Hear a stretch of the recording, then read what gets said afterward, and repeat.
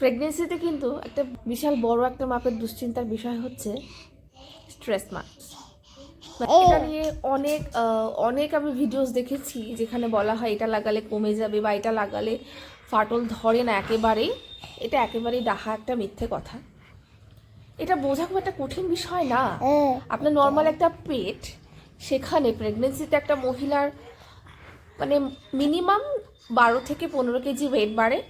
সেখানে দাঁড়িয়ে আপনার পেটের ভিতরে এতটা জায়গা বাড়বে কি করে সম্ভব? একটা নর্মাল একটা চামড়া এতটা স্পেস যখন বাড়বে ছাড়বে তখন তার মধ্যে কোনো রকম কোনো ফাটল আসবে না। এটা কখনোই সম্ভব না। বিশ্বাস করুন, যে আপনি প্রেগনেন্ট হবেন অথচ আপনার পেটে একটাও দাগ থাকবে না, এটা কখনোই সম্ভব না।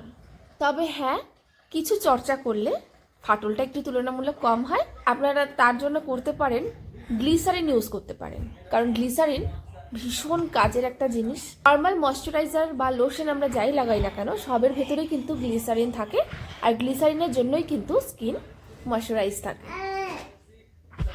আপনারা গ্লিসারিনের ভেতরে অল্প একটু লোশন নিয়ে খুব ভালো করে পেটে লাগাতে পারেন, তাহলে তুলনামূলক আপনার পেটটা কিন্তু কম ফাটবে।